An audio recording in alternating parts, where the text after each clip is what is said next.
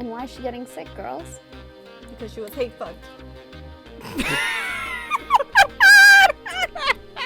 That poisoned her. And all the hate and... Amazing! I just feel like Chris Nicole just put her wildest ideas into this book. Like all the nonsense that she was like, am I crazy enough to go there and have this be a plot point? She was like, yeah.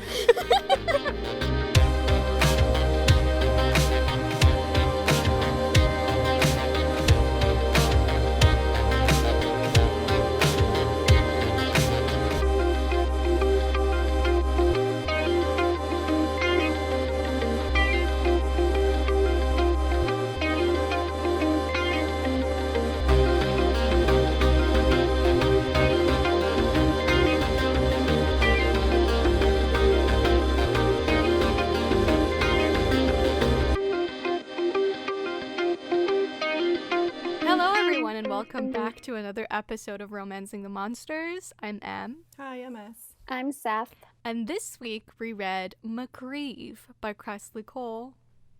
I can't believe we're here. It's I know! Like book, 13? Right? Yeah, 13. I think it's 13, yeah. Incredible. I'm so proud of us, guys. I didn't think we would make it here, to be honest. Seth, what is MacRieve about? Well, if not about MacRieve. Right? I mean, like, I wonder who this book could be about. So, yes, it's about our lykae MacRieve. And we start off with a flashback from when he was 13. And, like, just a warning, we're going to be talking about rape and, like, child rape as well. I just feel like that's a big trigger warning, and I just wanted to mention that before going forward. But yeah, so basically it starts off with a 13-year-old MacRieve getting raped by a succubus, and at that time he doesn't see it as rape. Not even, it's grooming. It's literally grooming. It's further than that. Yeah, he was groomed. His first time was when he was 9. I thought it was 13. No, he was with her for 4 years. Yeah, so he was 9. When he was 13. So he's been with her since he was 9. And, like, you don't know that. Sorry, I'm interrupting the blur. But, like, you don't know how young he is in the prologue. No. You learn that later on, just how young. And I remember sitting there. I think I was doing my makeup and listening at the same time. And I literally sat down. I was like, whoa. Yeah. Awful. That prologue was pretty dense because, you said, we don't know his age. We just know that it was when MacRieve was younger. Yeah, but younger in their years could be like 100 years old. Exactly. Or even right before his transition in his 30s. Like, I honestly thought he was a man in his 20s and, like, you know, things had happened. And yeah, but no, he was only 13 and he started getting raped when he was 9. It's disgusting. Anyways, so he's being raped by a succubus. Her name's Ruel.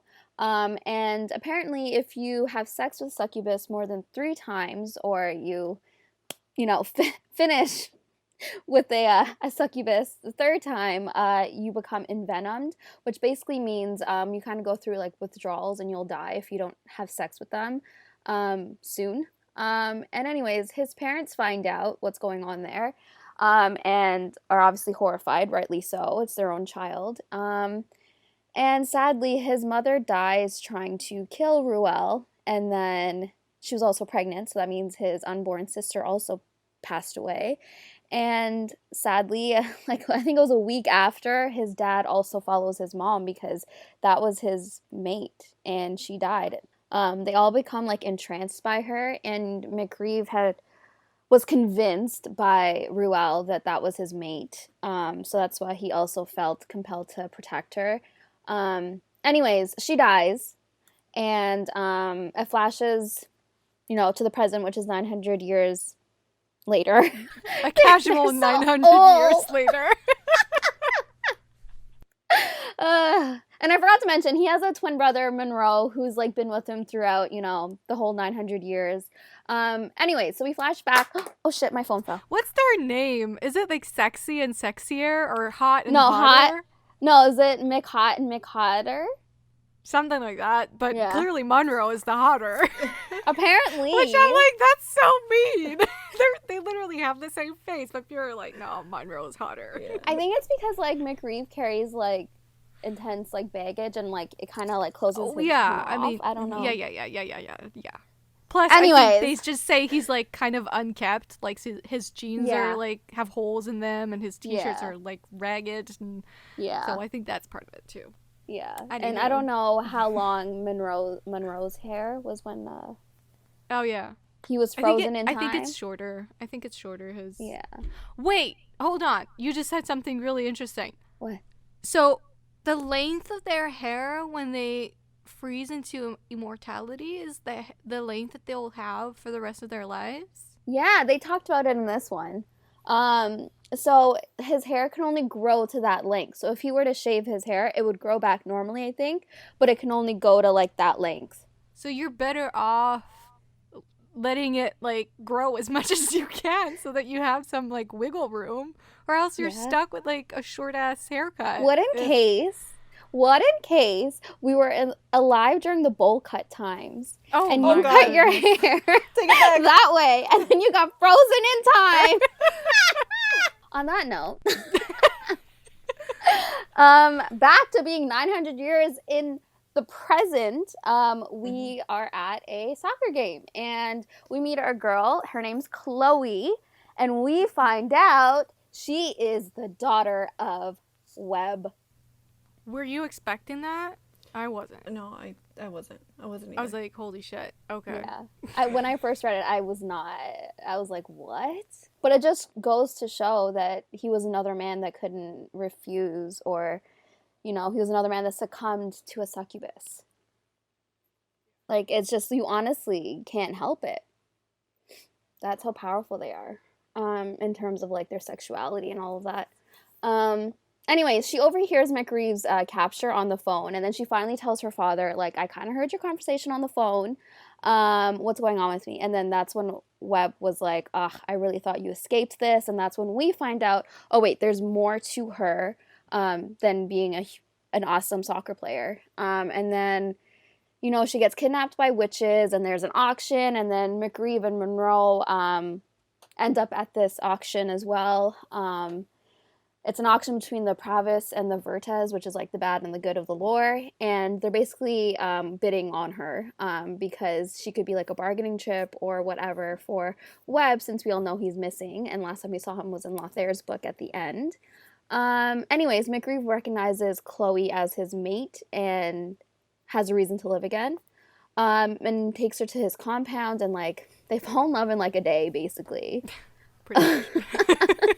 And then and then we finally find out, you know, what species of the lore she is. And guys, what is she? She's a succubus. Well, okay. Yeah. Yeah. So, okay.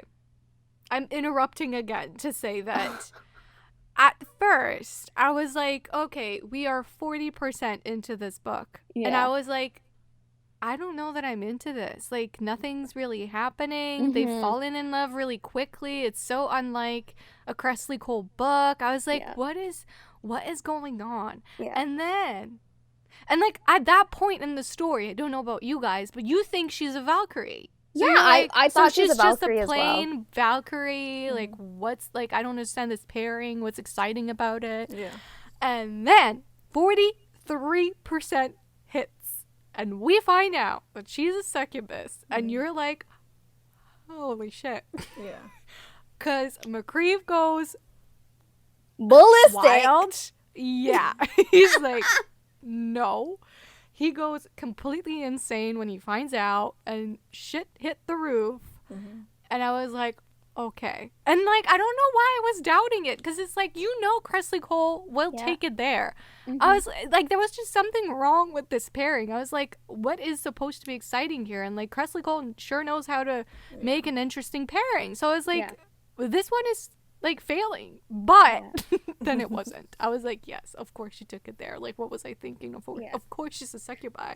Like, she has to be. It's the one thing he hates. Yeah. Exactly. And it's not only just that he got raped from 9 through 13. It was he even got attacked when he was on the what is it called again? With the The prison. When he was Yeah. in the prison, he got attacked by 5 other succubi, and like the only way he didn't get raped was because he was saved by other allies. He really wouldn't have made it out of there. He would have like relived his rape all over again, and like to find out that his mate, his one true person that he could be with in his life and have children with, is from his enemy species. And then cues the rest of the book where he treats her like shit, and damn, she needed a tough doesn't treat her skin. like shit for that long though. He like did. he's sure awful for a while, but then I feel like as soon as they go to that like cabin in like Scotland, he starts going soft. Marge, this man literally told her, you must dream about being gang raped. What? Yeah. When? He literally said that, and I was like, whoa. Oh, because she's a succubus? Hold the phone. Well, okay, sure. But, you know, eventually he goes soft. He was a bastard. It lasts like 8 chapters. Does he surpass Bowen for you?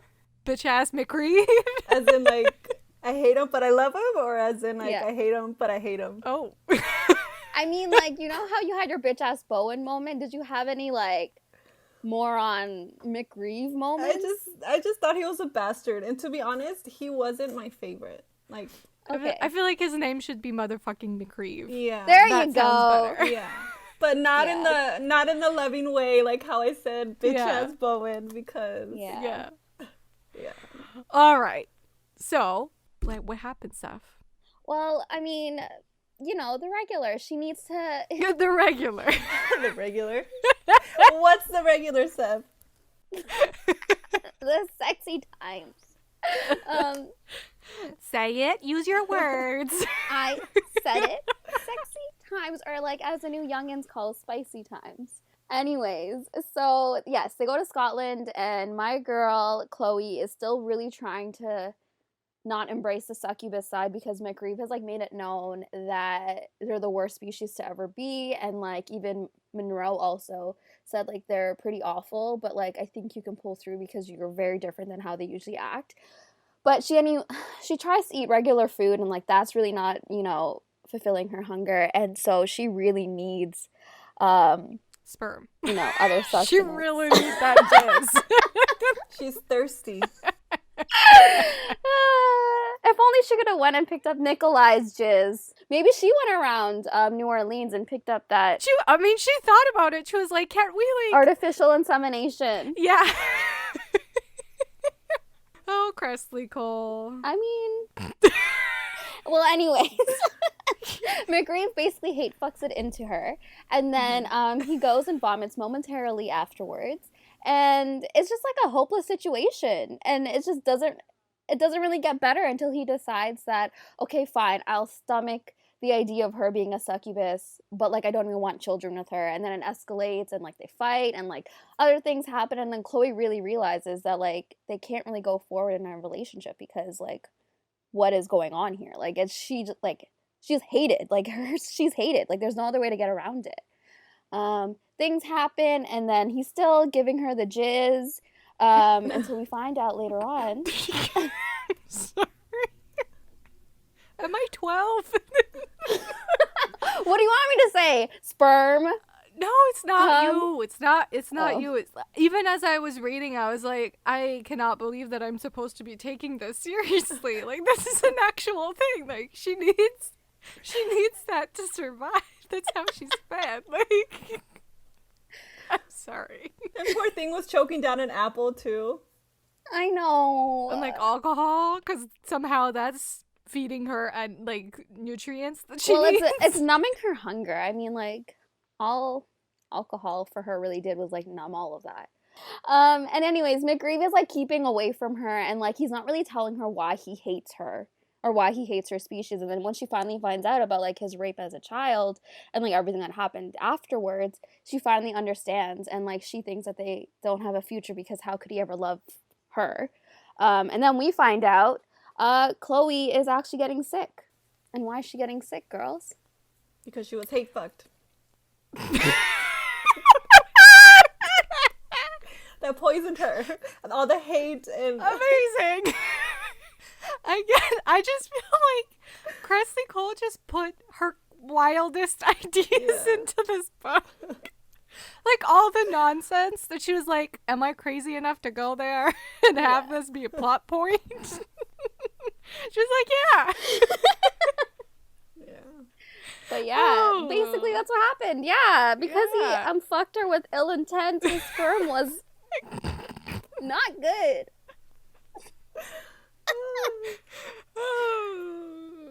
Anyways, that's our book today. MacRieve by Cressley Cole. What did you think about it, guys? Let's start with S, because she kind of started already. We know she doesn't like motherfucking MacRieve. Yeah, this wasn't my favorite book. Like, I felt for MacRieve, you know, the beginning and everything that he went through. Yeah. And his family. But I felt like it dragged on too long. And then once I was into it once we hit I think it was a 50% mark once they revealed what she was. I was like, okay, like we're getting somewhere. But even then, I felt like it still dragged on. For some reason, his like cockiness and like the way he was arrogant, like it rubbed me the wrong way.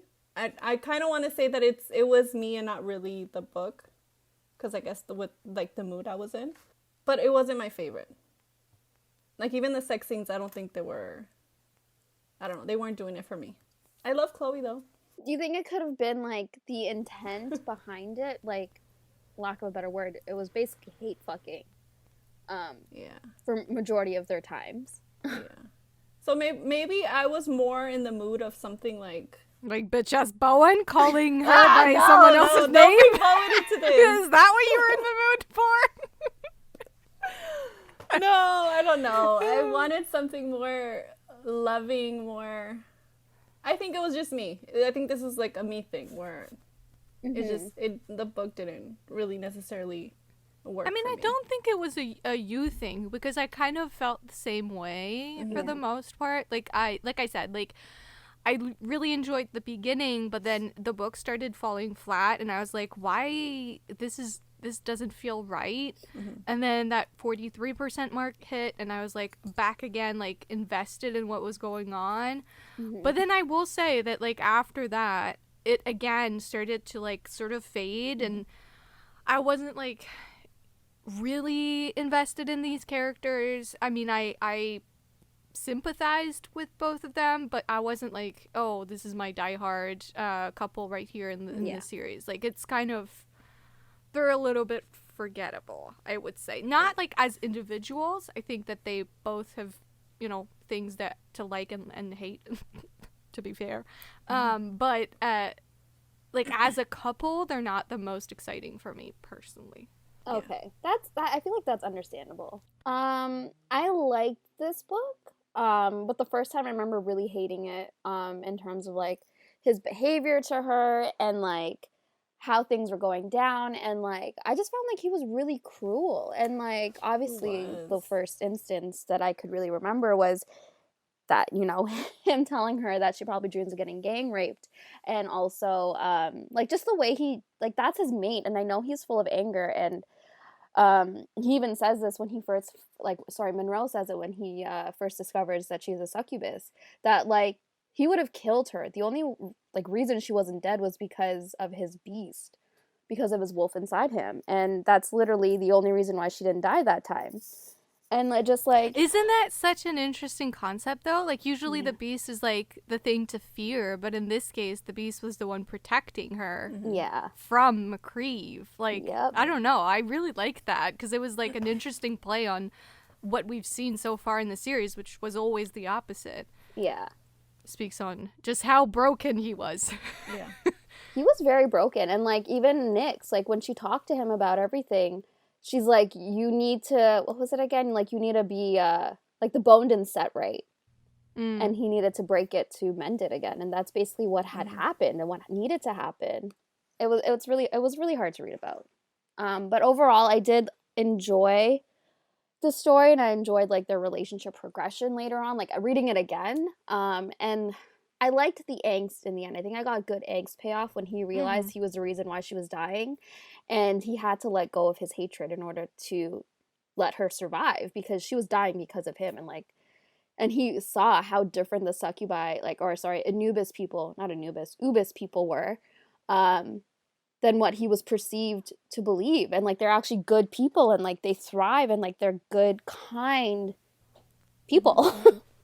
Like, an argument to make in his favor is like, yeah, sure, he was cruel towards her, but like he obviously has a very difficult, violent past with this species. Plus, the thing is that like he misjudges her whole species, but everyone does. They don't know that this whole species is completely different, and the ones that they've met and been around are the ones that have been kicked out. Exactly. Because they've broken the law. So it's like, how can you really expect him to think that not all succubi are like this? Exactly. When everyone thinks they're like this, because that's the example that they've had. So, anyways. Exactly. But we also got an update on Vincent and the succubus from the prison. We did. That's right, yeah. They're married. I noticed that. Yeah. That's so cute. I was really happy to read that. You talked about the angst, and you also talked about the scene where he vomits. Oh my god. Yeah. So the gist of like the whole scene is like, he's like, all right, we'll have sex, whatever. And he tries. And he does get hard, but he loses his erection pretty early on. Like, he literally cannot keep it up because of like all these haunting memories that he has. Like, this trauma related to sex and like to a succubi. And like how her eyes are a trigger for him. Her green eyes. Yeah. Yes. And so he lets his beast take over because that's the only way to finish, and he's like aware that she needs this to survive, like it's like critical. So he does that, and then afterwards he, as soon as he's like back in his body, if you will, he vomits. Like, he literally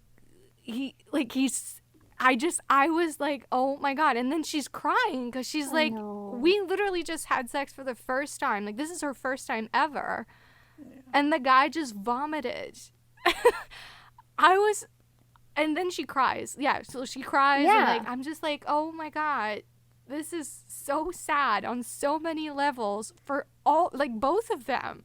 I know. Like, both of them. It's just rock bottom at that point. Oh my god, the angst. The angst, exactly. It's just brutal because like even she talks about how like she never really cried, but she felt broken at that point. She's hit, as you said, they've hit rock bottom. It's a pile up of things, but like that really broke her and broke me. Yeah. It broke all of us. No, and before that, he needed to get drunk in order to get upstairs. Yeah, and she thinks that that's why he can't keep his erection going, but whiskey it's dick. Not. It's a lot heavier than that. Which, to be fair, I thought that the portrayal of, you know, a rape / grooming victim was like done really well, in the sense that like, I mean, kind of like Nick said, like, the bone wasn't set right. So, like, how do you expect him to walk on a broken leg? Exactly. Like, of course he's gonna be a broken-ass human being who, like, he's broken and he will, you know, break other people in return because, like, he doesn't, like, he's never learned how to cope with it, and he's never healed properly. So, you know, his behavior towards her makes sense to me. Did I hate it? Yeah. But I was like, I understand where you're coming from, and I understand that what you're doing is because you're so broken right now that you cannot see her perspective, or you cannot see that she's actually a good human being because you've been proven otherwise too many times before. Exactly. And I think we also need to look at, he had 900 years of living that way and like believing that way and not really facing the problems and also trying to heal. And we even like find out that whenever he has sex before Chloe, he needs to be in beast form, and that's why everyone seeks him out to have sex with him, because they want to know what the mate experience is like. But he literally can't have sex without, you know, letting his beast out. He's literally been fetishized for his trauma by other women. Like, Didn't they say How like awful is that? before you die, like that's one of their goals to bed him? Yeah. Yeah. Yeah, that's sad. So I feel for Anyways. him. Like, I do. Like there's one scene. I don't know if it's right after the first sex scene or later on. I think it might be later on. Like he's literally it's when he goes back to the cabin where he was raped by the succubi. Well, And he's literally calling himself sick. Like he's literally saying that over and over. I was like, oh my God, MacRieve, like I just want to hug you right now. I know. Like he has one scene with his brother, where his Monroe is like, should I like hate you? Like, is that what you want? And MacRieve is like, I've been awaiting this for centuries. Like I've been waiting for you to hate me, and like I can't believe you don't. Like that's how he feels about himself. He's like, no, you should hate me, please. Like hate me like I hate myself. You know? Yeah, because he sees his parents' death and also his sister's death as his fault too. Yeah. And it's just a lot of things that he's carrying with him, and it's been 900 years, and like it's never been checked, you know? Like it's just something that he's been living with and struggling with. And yeah, when Chloe comes into his life, it's just like him facing it all over again. And I also feel like that kind of shows like a bad side of matehood or whatever you want to call it. Because like the father literally chose death because his mate died, and he decided to leave behind his two sons who were only 13 at that point. Like he would prefer dying because his mate is not there than choosing his kids. Like that to me is kind of messed up. Like it's a messed up side of the whole mate thing that we don't really think about, but it's like, yeah, like I don't know, like that's like your kids, like you're just leaving them. And then like, well, of course MacRieve grows up thinking that it's all his fault and that he should hate himself, and you know, like it's just, I don't know, there's something really messed up in that. Yeah, I feel like this book really delves into like as you said, like the bad side of the mating bond as well as like the good side. But I felt like I still don't understand how deep these emotions run between mates, because like you said, he's leaving his young children because he can't live in a world without his mate. So like I found that was really interesting as well. Like I want to know how deep that is. Like, and it's clearly a choice. It's clearly a choice because we all know that Bowen thought that his mate had died and she wasn't his mate, but like he kept on living for years and years and years. Well, okay, she wasn't the real Jill, really but his he mate. thought she was. He thought she was. So maybe what he was feeling was a shadow of what MacRieve's dad felt. I mean, okay. Well, Reagan kept on freaking living when her mate kept on dying. So Valkyries don't have mates. Fine, but they have a bond. They kind of have a bond. I don't know. I mean, werewolves are just, lykaes are just too much in this world. They're just too intense they're for so me. intense. It's unhealthy, to be perfectly honest. Yeah. It's not right. It ain't right. You know what? I just had a thought. Yeah. Okay, so obviously this makes me sound like a pervert, but basically What are you gonna say, Sam? Don't we always sound like perverts? yeah, I know. Anyways, no, I was just recalling, like, as we talked about Spunk earlier on with, like, Nikolai leaving his on the street. MacRieve left his in the pond.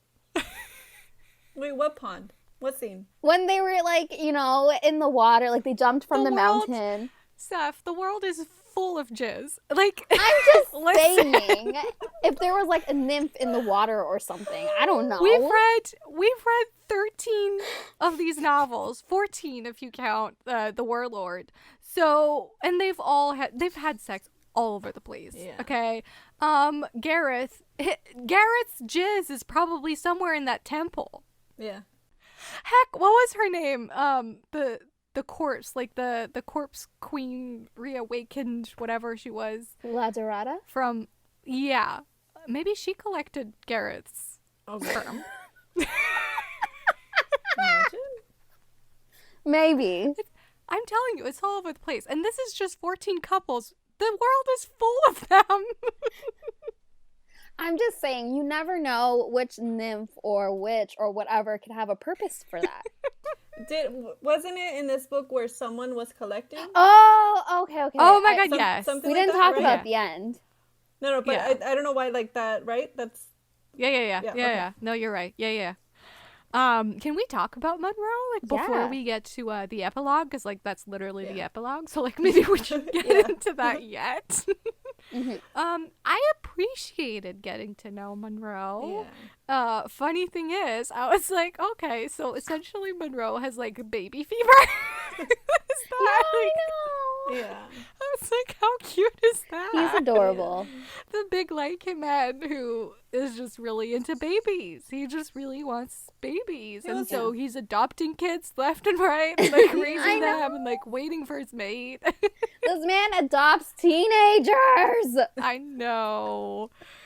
Ugh, Yeah. cutie pie. I love him. And he's such a kind guy. Like, despite, like, I just think it's so interesting how MacRieve and him are, like, kind of opposites, but, like, they share such a close bond. Obviously, yes, they're twins, and, like, their wolves are, like, from the same spirit or whatever, but, like, I loved seeing how different the two characters were. I'm hoping he doesn't change too much in his book. Like, I still want the soft side. So, okay, let's just talk about the epilogue. Okay. Feel like we can't go around it. Yeah. So what happens in the epilogue, Seth? So basically, oh wait, we didn't even talk about, we'll talk about, you know, We'll Webb get back after. to the story afterwards. Yeah. Or do you want to talk about Webb now and then the epilogue? No, let's do the epilogue and then Okay. Webb after. Okay. So basically, MacRieve finds out that his brother Monroe is kind of missing, and that some sorcerer or warlock or whatever has him. And then we go to the epilogue, and we see it was Monroe and one of the other lykae. I forgot his name. Was it like I don't remember. Mad Dad? Whatever. Anyways, he's known as like a wild, fierce type of lykae, and he has been locked in his beast form, and the purpose being is to create more lykae. And then the warlock guy was like, "We want your beast, Monroe," and Monroe's like, "I'm not gonna change for anything. Like, I'm not gonna change for nothing."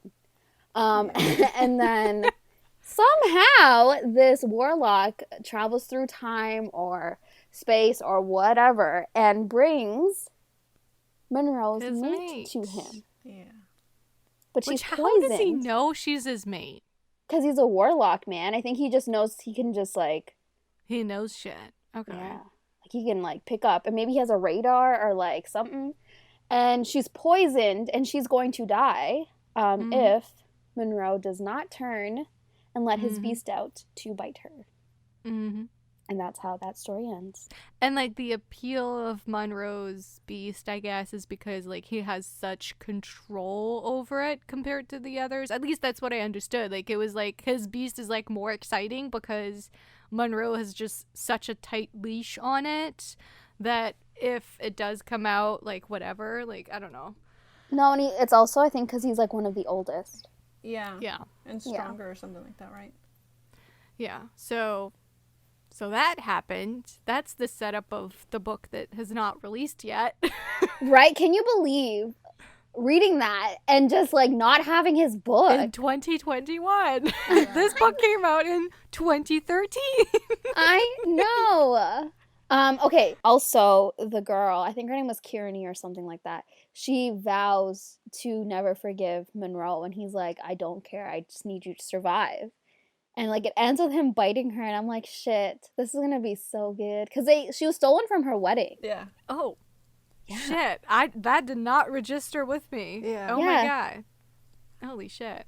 Plus, like, because sweet boy Monroe, who just adopts kids because, like, whatever, that's what he does on a Sunday night when he's bored. He just wants his mates. Like, he wanted his mate even back when they were, like, 9 in the I prologue. know. Like, he just wanted that. So, of course, he's not going to let her go. So, we know that. Yeah. This is gonna give us what we've always wanted. Which is? Female lykae and male lykae mating bond. Did you remember that? Yeah, that's why I said we might or might not. I think, remember when you guys asked about Cassandra? Yeah. I was Yeah, like, well, speaking of Cassandra, they do mention her in this book. Yeah, they Which do. I was like, oh my god, I had forgotten about you. Yeah, and like Here you she are. kind of gave me like Leah vibes from Breaking Dawn, where like she can't be around Sam and Emily Yeah. because of their bond that they have going on, and like she can't be with Lachlan and Emma because of like what's going on there, because she obviously is in love with Yeah, him. well, you know what? We talked about it in the very first episode. 13 episodes later, I still think she should get a book. All right. I I'm think here so for this. too. But okay, so in Monroe, we're gonna get a lykae female, which will be interesting because it's something we've never seen before. Exactly. Okay. I'm excited for that then. Okay, so Webb. So basically we leave him in this book. Well, not Thayer's book. We knew that he drank some concoction of blood of like all the species that they have abducted and put in the prison. He drinks it and he becomes like some uber immortal thing with like crazy ass powers, and like he looks ugly, sounds ugly. I don't know what the heck is going on there. But then they leave him alive? Yeah, I mean, the moment you become what you hate, like, what? And he wants to like take over the world with like his son Declan and his daughter Chloe, and he wants to like reign superior. And I'm like, this is so Right? cliched. I mean, that's the one. I mean, I was gonna say that's like the one unbelievable thing in this book. Yeah. Everything like, is the lykae. unbelievable in these books, but that's like when my what's it called? Like my suspension of disbelief, is that what it's called? Like that's the moment where I went, wait a minute. So Webb, who hates these Lorians so much, first of all, you're gonna tell me that he fucked one of them?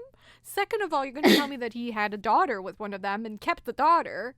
And then thirdly, you're gonna tell me that he then becomes one of them because he's like, suddenly, I've hated them all my life, but then turns out I actually want to be one of them. And you're right. Like, humans are the weak ones that we should kill off. Like, Yeah. what? It was very hard to wrap my head around that one, and I think I like wrote off that idea in the book because I really didn't remember what had happened to him until I read it, and I was like, oh shit, what is this? But didn't he turn himself because in order to defeat all the Lorians, you need to become one or something like that? No, I mean, from what I understood, his new plan was like, oh, you're right. The humans are the weak ones that we should fight off. Like, we are stronger than them. And that's when Chloe or whoever it was like, no, we're not trying to kill them off. Like, we're just doing our own thing.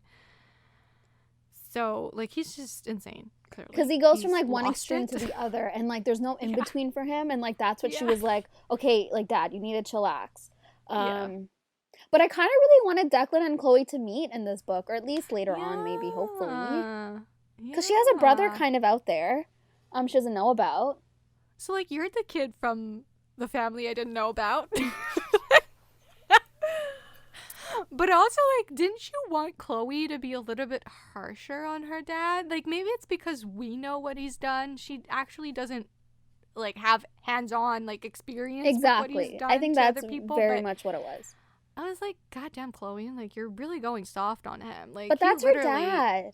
He literally vivisected your mate. Like she said, that was the man that raised her. That was the man that, like, came to her soccer games and, like, went to her graduation and, like, he was like a great dad for her. The whole moment, the fact that like she goes into the office and like sees the demon man, which turns out to it's her father, but he can't speak, was a very like Frankenstein moment where like he's like, oh, I had to go off and like learn how to speak again because I didn't know how to do it, so I was just like a beast man, but now I can actually speak. I don't know. But, like, no, I think, it really goes back to, like, she basically is learning about the lore from other people. And, she's learning about, like, her father's awful crimes from other people. And, like, as you said, she hasn't exactly experienced it firsthand. So I think it was, like, her still recognizing her dad as her dad. But then at the end, she had to let go because she's like, this isn't my father. This is Webb. This is, like, the monster that everyone fears in the lore. And she had to make that distinction, I think, herself. Which, you know... makes sense. Like even Declan, he did sort of something similar, like where he was like, I don't want to associate with you, but I'm also gonna let you live because but he was human, I can't kill you. Which is why I don't get why MacRieve let Webb survive. You can clearly tell he's gonna be a villain later on in life.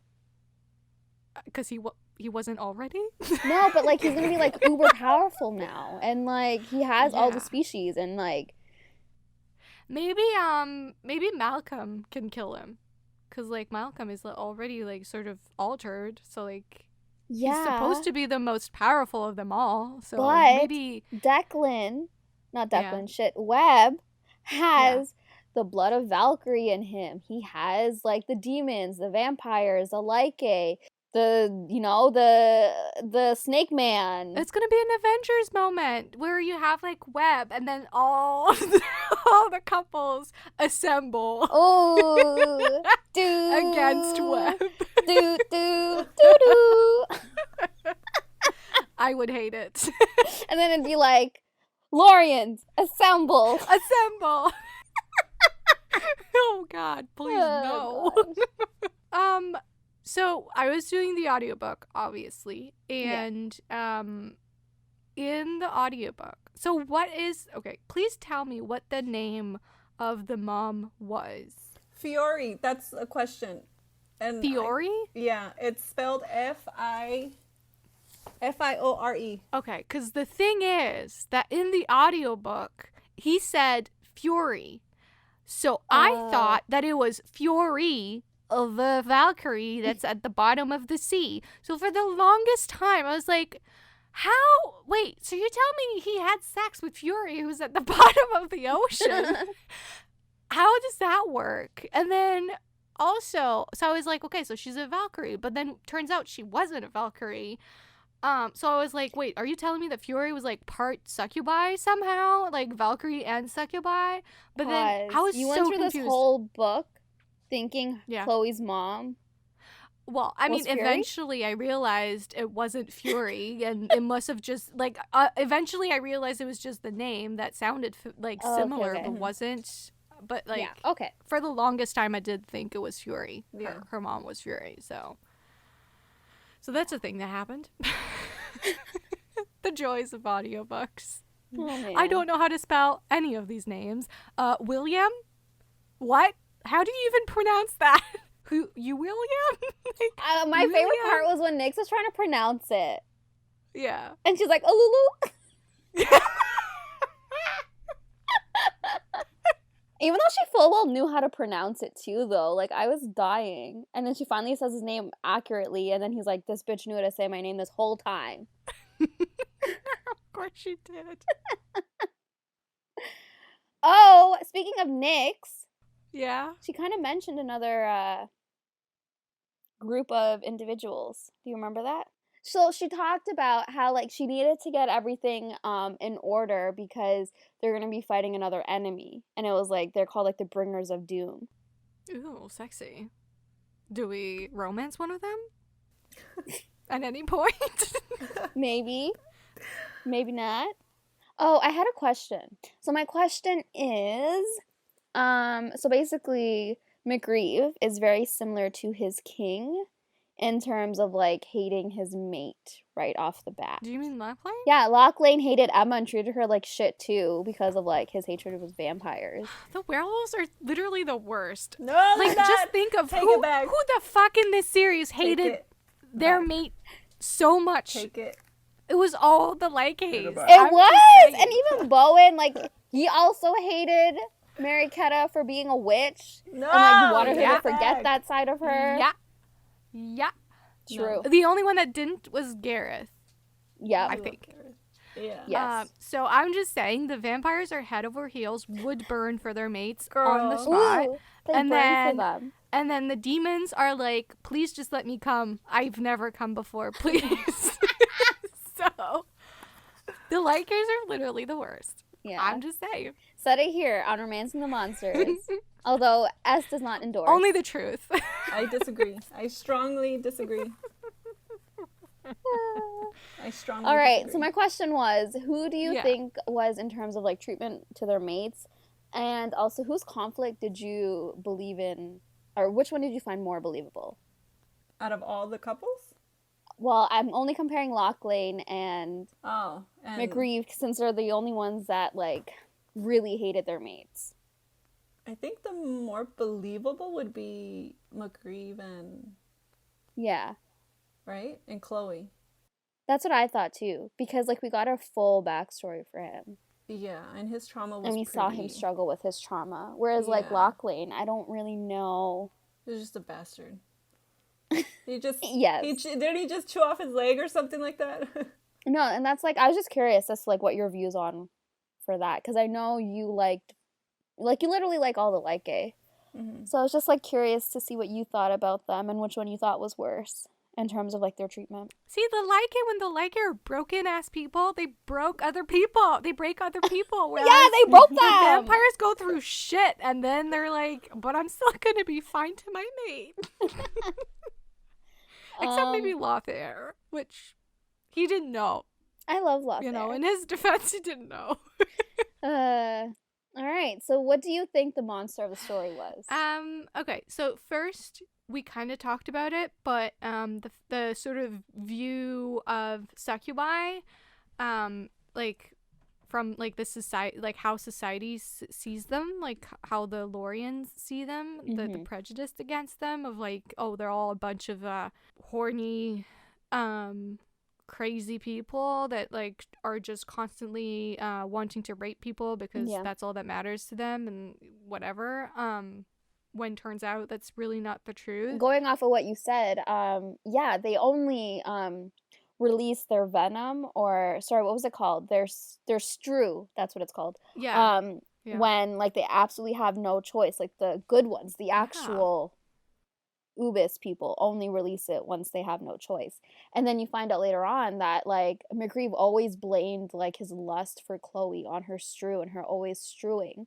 And you find out that half-breeds, they don't have that capacity and that they're weak in the terms of like what the ubis people, you know, deem strong. And you know, her not being able to strew is like a weakness, and like that further goes to show that like we don't know anything about these, like the species, and like no one else knows about it, and like all Chloe learned about them was through people that hated her species, and like she had to try like develop a hatred as well, and she couldn't, like she saw herself and like she realized she's not bad, and like she just like had to deal with like MacRieve's constant negativity, and it didn't really like formulate her, like she didn't really formulate her own opinion on her species. She just wished she wasn't immortal at that point. All those scenes where Chloe's like forcing herself to eat and she's like, I have to eat. Heartbreaking that she's made to hate what she is. Exactly. You know, like you learn what you are,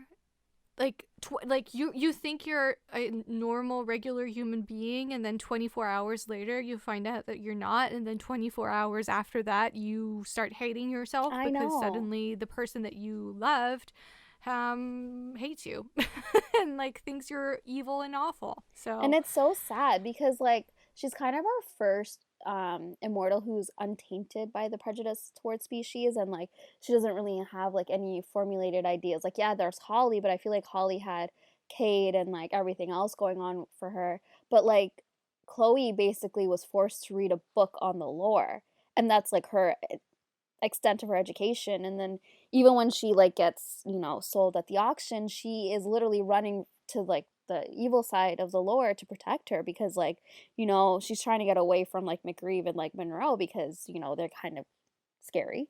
And she learns about her own species from people that absolutely hate her, and like not hate her, but her species. Yeah, she's Webb's daughter. Like she's probably the one person who has the most reason to hate Lorians, because she would have grown up with those ideals, except he didn't tell her about it. Yeah. So that's interesting. Like she could have very well been like Webb, you know, 2.0, but she wasn't. She read the book and she didn't take away from it that like they were people to hate. She was just like, oh, okay, this is like. But that's sad that her dad just kind of throw her to the wolves, basically. Like he didn't prepare her. He just disappeared. Pun intended, huh? Yes. It was so good it went right over my head. I love that Sam caught it though. That's funny. Of course you would. Yeah. Queen of the puns. No, but yeah, you're right. He did throw her to the wolves. To the wolves. But I guess you could argue he did try to come back for her, but she kind of ran away. But did he though? I think in his mind he was coming back for her. Yeah. And in his mind, he honestly thinks he's doing good, like as Webb, as human Webb, like, eradicating this world, of these vile creatures, I guess. And he thinks he's doing good. He literally comes home, like 9-to-5 job. He comes home to his loving, doting daughter and like 9-to-5 job, fine. torturing people, comes home, makes Exactly. dinner for his daughter. Because he thinks he's doing the world a good service. And it's just, I'm happy Chloe never got exposed to it, but I think it's also heartbreaking to find out that your hero, your father, is actually a monster. And like not the monster we talk about, or the monsters like we obviously, empathize with, because there's no empathy to feel with this guy. Plus, like, doesn't he say at some point, like, the two people I love in the world are Lorians now? Yeah. So, like, I might as well start fighting for with, like, this side of things. Because Declan is, and now Chloe is. Like, in a weird way, it kind of reminds me, like, it's fucked up thinking. Like, I'm not, justifying. Like, he's still very wrong, and, like, his whole thing is, like, he's gonna start killing people now. But it kind of reminds me of, that scene between, Emma and her father in the first book. Like, how he too had, like, weird, messed up, thinking, but like he was kind of doing evil, thinking he's doing good, and like doing good, whatever. Like people have really messed up fathers in this series. Anyways. No, that's a good point, I think, to note. The people that do have fathers, yes, they are pretty bad in this series. I mean, like, I think we've already talked about it at length, but MacRieve's past trauma was a big monster, obviously, for the story and for the relationship of Chloe and MacRieve. So, yeah, that's basically his big monster, but we already talked about it. Yeah, and I think it was great. That sounds really weird to say, but it was great to see a portrayal of grooming that's like a woman towards a younger child, a boy child. Because it is like a thing that we don't see that often. We're so used to it being like an older man with a younger girl that exactly. It's important to see how that would affect a man growing up, and like his toxic masculinity, like literally. That's where it comes from. Yeah. So there we go. And he also at the end, he does recognize that in the end it all needed to happen, and he found his peace in that, because he realized that if Ruel didn't do what she did, then he would not have attacked the woods of Mark and ridded of all like the evil creatures that were killing the Ubis people, and then Chloe would never have been born. So but isn't that fucked up though? Like, he's not the first one to say that. Like, Declan said the same thing. He was like, I would go through this pain and this torture just to meet you. Like, that is also part of the whole, like, how unhealthy this whole mate thing is. Like, in the end, they're like, oh, all this trauma was worth it for you. Like, ew. I don't know. Like, no, it's not. You don't deserve that. Yeah, no one deserves going through what they did, but I feel like that's the only way they could have come to peace with what happened. Like, that's the only logic I think they could have. Because, like, I don't know, you see things happening in this world, and you're like, how can things like that happen? And I think in order to survive and, like, to go forward, you need to find a way to rationalize it and, form some sort of, like, logical opinion or response to what's happened, and I think in this case that's what MacRieve did, and that's what Declan did as well. No, yeah, that makes sense. It's just like how unhealthy that sort of thinking is, and like the whole fact that now everything that you have gone through as a person is now worth it because of this other person in your life, as opposed to you know, climbing back up that mountain and saying like, heck, I deserve to live, I deserve to be happy, whether this person is in my life or not. Yeah. Like, I do feel like the fact that it's related to someone else and like just the presence of someone else, it's like, I don't know, it's fucked up. And then just to know that most of the time, if that person then dies, you're like, well, I might as well go too. Like, it's just, I don't know, it's and this is further it's implemented. Sorry, this is further implemented when MacRieve literally buys a ticket to go to where all immortals go to die, in that big fiery pit. He bought a ticket and he was gonna go kill himself. He's excited about it. But then when he finds Chloe, he's like, actually, you know, living might not be that bad. But as soon as he finds out that she's a succubus, he's like, okay, I still have my ticket. I'm gonna go kill myself. Yeah. That's horrible. Like, I mean, don't get me wrong. Like, it's fun to read. Like, I'm not saying, like, this shouldn't be in books or whatever. Like, I read it, I enjoy it, and whatever. But then when you actually think about it and you, like, sit down and, like, reflect on it, you're like, that's kind of messed up. Yeah, they tie their happiness to another person. Yeah. But, I mean, I guess that might be the whole fated mates idea. Yeah. Where you don't find happiness until you have your mate. Anyways. That's heavy. We had a pretty intense conversation there. I think it's just time to rate our characters. I don't hate the fated mates trope. Okay? No, not at all. I just want to clarify that. I love it, in fact. It's just, you know, in this series, it's like particularly intense in how characters rely on that a lot. Yeah. No, I agree. And I think it was good to mention it, I think. What would be a monster for Chloe? Do you think she has one? I couldn't really find one. And my only thing was I wish she had killed Webb when she had to, but like I feel like we already talked about as to why that didn't happen. But how did you feel about the fact that she essentially left behind this whole career that she really wanted? I feel like the book sort of discards that idea pretty easily. I understand why it's impossible now, but also I'm like, that sucks, man. Like, what does MacRieve give up? Like, what does he have to give up? Nothing. Like, that's the whole thing of, like, these humans / they're not really humans, but they don't know about it, and they grew up in the normal world, and that they have to give up their whole lives to then join.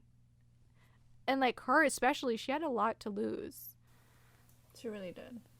Yeah, she did. And, like, obviously she didn't really delve into her human life, but I'm pretty sure she must have had, like, people she talked to. She must have had friends, even her teammates. Like, she's honestly, like, dropped them all. And, yeah, that's pretty tough. Like, she was going to compete in the Olympics. Like, that's huge. And then that's not going to happen. Yeah, it was pretty sad. I really felt for her, and it was her dream. Mm-hmm. It was her absolute dream to have that. And, like, as you said, they didn't really talk about it much, but that's a whole dream she has to let go. Like, I feel like a lot of the time, if you're not one of the witches or one of the Valkyries, I'm like, what the fuck do you do with your time? Like, we talked about it with Malcolm. It was like, what do you want Malcolm to do in the real world? Like, he literally has no, like, skills as far as, like, real world things. So what is he going to do with his time? And it's kind of the same thing with Chloe. I mean, she's from here, but she's now living away from everyone and, like, society in general. And you're like, what is she supposed to do with her life now? I don't know. Sometimes I'm like, this would probably be a really boring life unless you're a Valkyrie kicking ass or a witch getting rich, you know? Like, because, like you said, she's kind of stuck in Scotland in a castle. And she doesn't even have the people in New Orleans to keep her busy. Yeah. Like, they don't have jobs. Yeah. They're just rich. They're just rich. Like, I mean, it's not a problem. Like, it's not a tough thing to be. Mm-hmm. But you're right. What does she do? I don't know.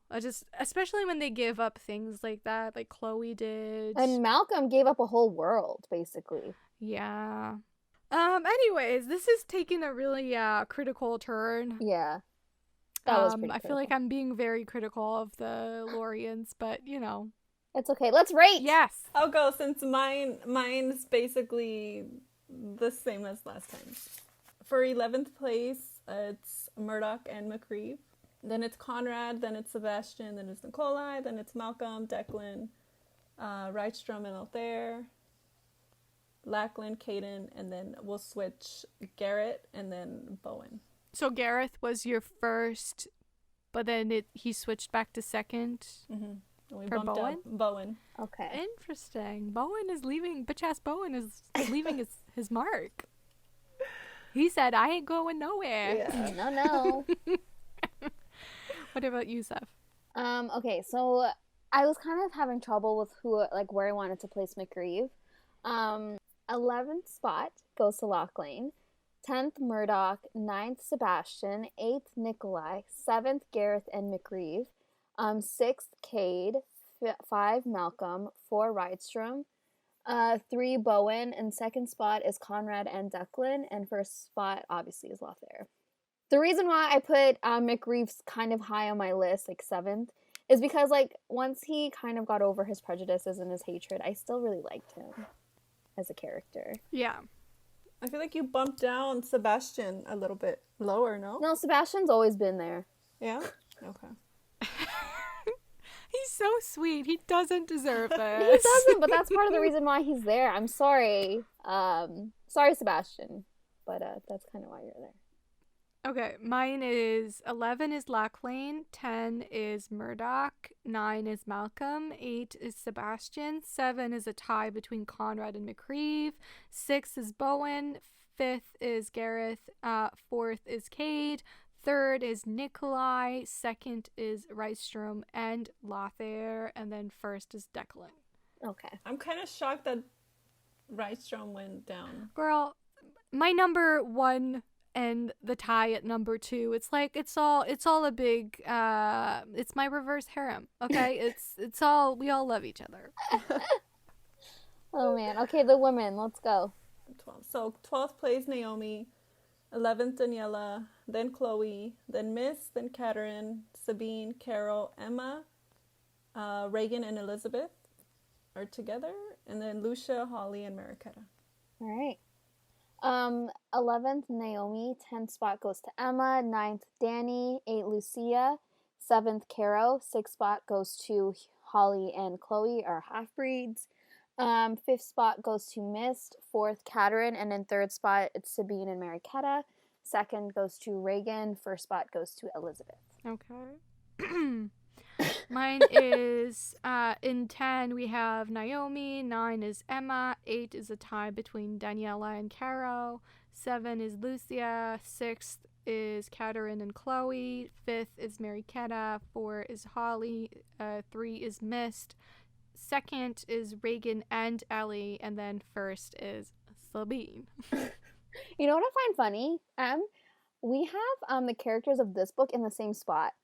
I have MacRieve at 7th, and you have MacRieve at 7th, and I have Chloe at 6th, and you also have Chloe at 6th. Interesting. I know, right? Oh my god. All right. Well, we agree, clearly. We finally agree on something. Average. They were average. Oh man, okay. I think it's time to end.